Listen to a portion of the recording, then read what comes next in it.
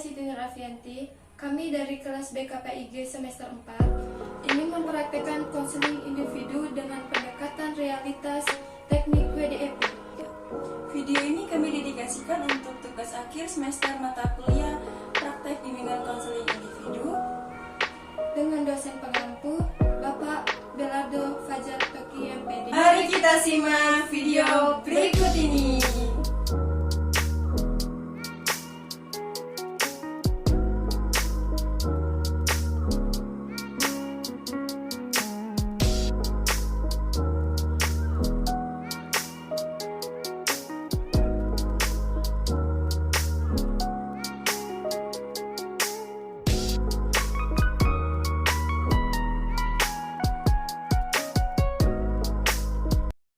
Konseling melampiaskannya perilaku negatif itu dengan cara begadang hingga larut malam dan mengakibatkannya dia sulit untuk bangun pagi dan jarang masuk kuliah.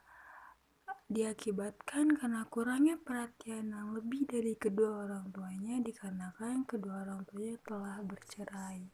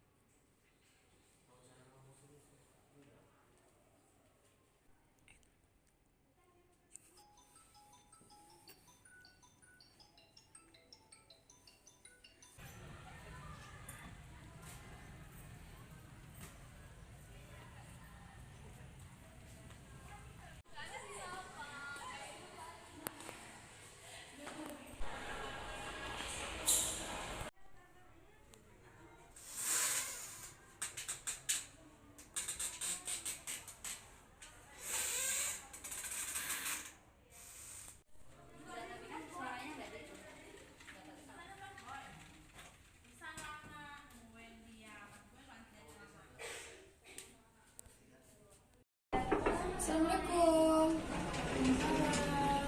Mari masuk.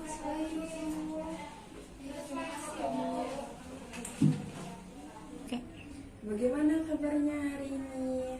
Alhamdulillah sehat Bu. Bagaimana juga kabarnya Ibu hari ini? Alhamdulillah sehat juga. Selalu jaga kesehatan ya. Baik Bu. Baik, sebelum kita memulai kegiatan hari ini, alangkah baiknya kita berdoa terlebih dahulu agar kegiatan kita lancar sampai dengan selesai. Baik Bu. Berdoa mulai. Berdoa selesai. Baik, sebelum kita perkenalkan terlebih dahulu ya, bisa kamu nanti sebutkan nama dan alamat tempat tinggal kamu. Baik. Baik Bu, perkenalkan nama saya Siti Nur Afianti. Alamat tempat tinggal saya Teluk Betung di Kota Bandar Lampung. Baik, terima kasih. Perkenalkan, nama saya Adifri Joharandi, tempat tinggal saya di Raja Basa di Kota Bandar Lampung. Baik Bu. Oke, baik, kalau begitu sekarang kegiatan kamu apa sehari-hari ini? Kegiatan saya sehari-hari masih kuliah Bu di salah satu universitas Kota Bandar Lampung. Sebelumnya Mbak Anti ke sini datang sendiri atau dengan teman? Sendiri Bu, saya ke sini mengendarai sepeda motor. Oh, lalu berangkat kuliah juga sendiri? Tidak Bu, saya kadang diantarin oleh kakak saya. Oke, baik. Apakah sebelumnya Mbak Anti sudah pernah melakukan konseling? Belum Bu, ini baru pertama kali saya melakukan konseling. Oke, kalau begitu izinkan saya menjelaskan terlebih dahulu apa itu konseling ya. Baik Bu. Jadi, konseling ini pemberian bantuan dalam pengentasan masalah konseli atau si klien, yaitu dimana keterkaitan dengan masalah pribadi, sosial, pendidikan, ataupun karir, yang dimana nanti akan dibantu oleh seorang konselor.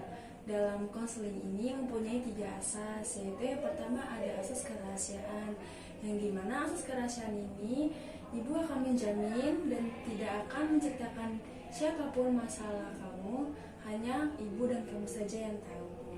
Yang kedua yaitu ada asas keterbukaan, yang dimana nanti konseling menceritakan semua masalah terhadap apa yang dihadapi yang akan diceritakan oleh konselor. Yang ketiga itu ada asas kesukarelaan, di mana Kamu datang ke sini secara sukarela tanpa ada unsur kepaksaan. Apakah kamu datang ke sini secara sukarela atau ada unsur paksaan? Baik Bu, saya datang ke sini dengan sukarela dan tidak ada paksaan dari siapapun. Kalau begitu, sampai saat ini bisa dipahami? Iya Bu, baik saya sudah paham. Baik, apakah kamu merasa tegang dan takut? Iya Bu. Saya paham, kamu tidak perlu merasa takut. Ibu tidak akan menghukummu dan ibu tidak akan memarahimu. Kamu bisa rileks dengan tenang untuk menceritakan masalah kamu. Baik Bu. Waktu dalam konseling ini, apakah waktu 15 menit ini cukup untuk melakukan konseling? Baik, kita sudah menyepakati waktu dalam konseling ini. Coba kamu ceritakan permasalahan kamu. Baik Bu, jadi akhir-akhir ini saya jarang sekali masuk kuliah. Kenapa jarang masuk kuliah? Saya bangun kesiangan terus Bu, daripada saya telat terus dimarahi dosen. Jadi sekalian aja saya tidak masuk. Bangun kesiangan? Iya Bu. Memang tidak ada yang membangunkan kamu. Apakah orang tua kamu tahu kamu sering tidak masuk kuliah? Kadang tahu, kadang tidak Bu. Bagaimana respon orang tuamu ketika kamu bangun kesiangan dan sering tidak masuk kuliah? Biasa saja Bu, kadang dibangunin, kadang tidak. Aktivitas kamu di malam hari ngapain saja? Tidak ngapa-ngapain Bu. Lah kok bisa kesiangan? Iya Bu, kadang saya tidak bisa tidur sampai subuh, jadi kadang bangunnya kesiangan. Maaf, tadi sebelumnya kamu menyampaikan orang tua kamu biasa saja saat kamu bangun kesiangan dan sering tidak masuk kuliah. Iya Bu, orang tua saya tidak serumah lagi dan kakak saya juga tinggalnya di luar kota. Maaf, maksudnya tidak serumah itu apa ya? Iya Bu, orang tua saya sudah bercerai. Oh, kira-kira sudah berapa lama? Baru saja Bu, sekitar 5 bulan yang lalu. Lalu sekarang kamu tinggalnya sama siapa? Saya sekarang tinggalnya cuma sama ayah saya doang Bu. Apa yang kamu rasakan ketika orang tua kamu sudah bercerai? Pasti sedih lah Bu, saya juga belum bisa memahami dan menerima secara realita bahwa keadaan orang tua saya sudah bercerai. Saya merasa kurang diperhatikan sama kedua orang tua saya, sehingga saya berperilaku negatif, seperti saya bolos kuliah dan suka begadang Bu.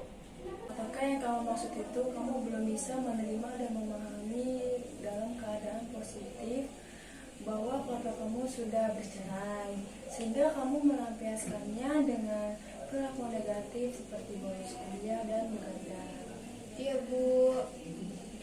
Iya Bu, kenapa semua ini terjadi kepada saya ya Bu?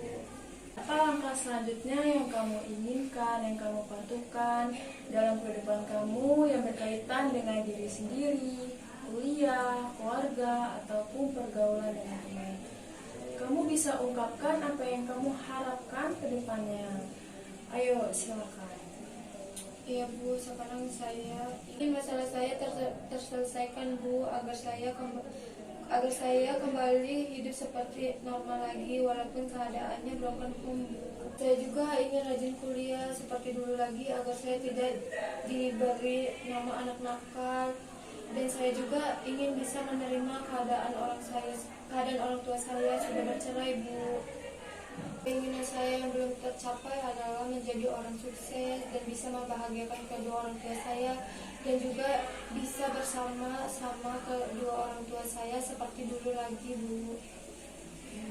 Tindakan apa yang ingin mencapai supaya keinginan kamu tercapai?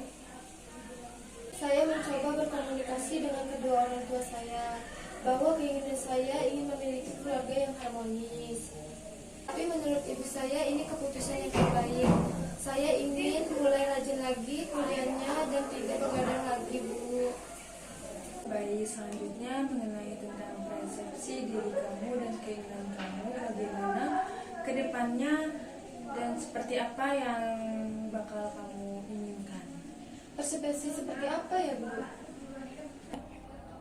Jadi persepsi tentang diri itu bagaimana kita memahami, menilai dan menerima kelebihan dan kelemahan diri sendiri, lingkungan, dan kehidupannya. Hal inilah yang menjadi pengaruh terhadap perilaku, sikap, dan cara pandang seseorang, yang dimana seseorang itu memandang perilaku positif dan negatifnya. Sampai sini bisa paham? Paham, Bu. Baik, setelah melakukan pemahaman diri dan keinginan serta persepsi tentang diri, kita akan menyepakati komitmen dari beberapa pilihan, yaitu yang pertama, saya tidak mau menerima kondisi yang ada pada diri saya. Yang kedua, yaitu saya akan menerima kondisi yang ada pada diri saya dan keluarga saya. Yang ketiga, yaitu saya akan menerima sebaik mungkin, menerima dan selalu berpikir positif terhadap kenyataan yang ada pada diri saya. Dan yang keempat, yaitu saya akan melakukan apapun untuk dapat saya berpikir positif. Saya akan berkomitmen menjalankan alternatif pilihan nomor 3, yaitu saya akan berusaha selalu berpikir positif dalam menerima dan memahami keadaan, terutama kondisi keluarga. Kurangi perilaku negatif yang selama ini saya lakukan.